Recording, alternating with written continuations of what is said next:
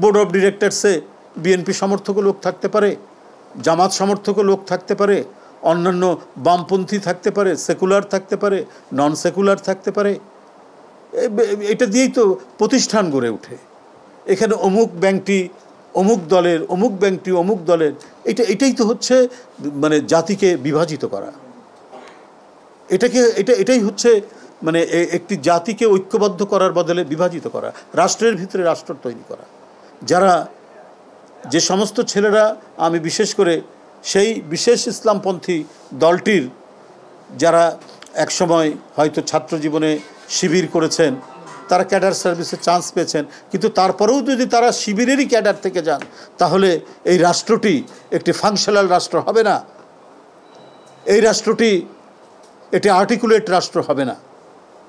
আর এইভাবে দল যদি খোঁজ খবর রেখে যে এই লোকগুলো জামাতের, এই লোকগুলো শিবিরের, এদেরকে কি পয়েন্টে আনতে হবে, এবং তারা যদি ওই ভূমিকা রাখতে যান, তাহলে কখনোই আপনি একটি অবাধ নিরপেক্ষ সুষ্ঠু নির্বাচন করতে পারবেন না।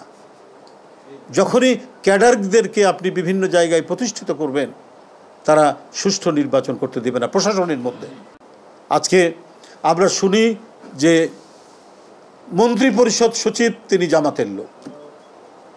আমি মাহফুজ সাহেবকে উপদেষ্টা, তাকে আমি বলতে চাই, দীর্ঘদিন ধরে জনপ্রশাসনের সচিব যাকে আপনারা করেছিলেন কন্ট্রাক্ট সার্ভিস, সেই কন্ট্রাক্ট সার্ভিসের লোক তিনি একেবারে গোড়া থেকেই বিএনপি বিরোধী একজন লোক ছিল, যিনি দেশনেত্রী বেগম খালেদা জিয়া এবং আমাদের ভারপ্রাপ্ত চেয়ারম্যান জনাব তারেক রহমানের নামে মামলা দিয়েছিলেন। মানে একেবারে গুছিয়ে কিভাবে মামলা দেওয়া যায়, মিথ্যা মামলা সাজিয়েছিলেন। তাকে আপনারা দীর্ঘদিন ধরে রেখেছিলেন। তাহলে তারাই যে দায়িত্বটি পালন করেছে, সেটা হচ্ছে খুঁজে খুঁজে যে ছেলেগুলি হয়তো ছাত্র জীবনে ছাত্রদল করেছে বা বিএনপি পরিবারের ছেলে, তাদেরকে তারা দূরে রাখার চেষ্টা করেছেন। তাই সব গুরুত্বহীন জায়গায় ফেলে রেখেছেন, ওএসডি করে রেখেছেন। ডক্টর ইউনূস সাহেব ক্ষমতায় আসার পর বা 5 তারিখে পতনের পরে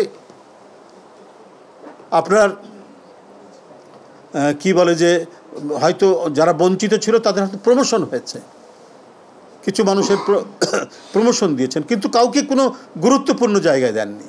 কিন্তু আমরা দেখেছি যে যে রাজনৈতিক দলটির কথা বললাম, তাদের লোকগুলো কিন্তু বিভিন্ন জায়গায় অত্যন্ত সুচারুভাবে বসানো হয়েছে।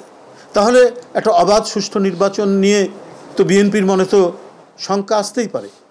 যেখানেই যায় সেখানেই আমরা দেখি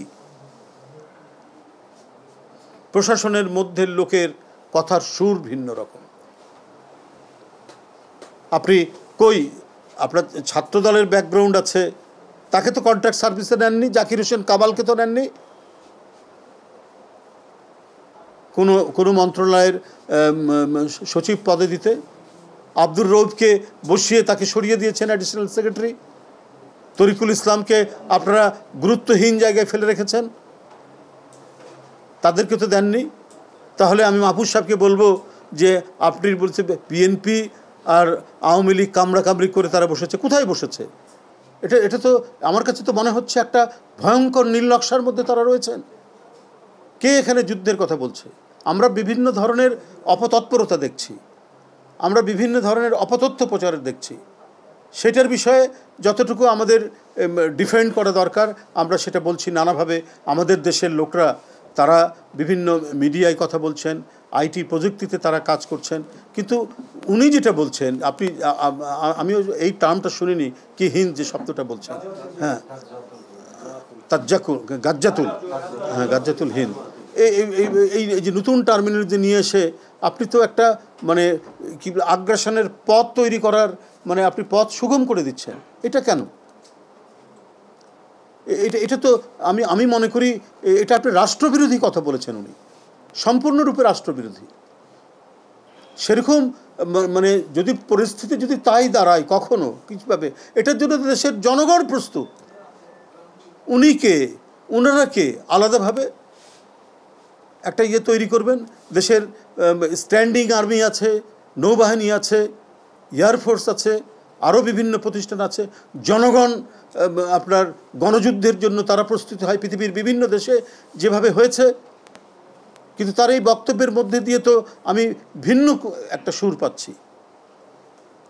এটা একটা চরম মানে বিপদের দিকে, বিপদের ইঙ্গিত দিচ্ছে তার এই বক্তব্যের মধ্যে, এবং দেশের সার্বভৌমত্বকে দুর্বল করার ইঙ্গিত রয়েছে তার এই বক্তব্যের মধ্যে। ধন্যবাদ আপনাদের সবাইকে।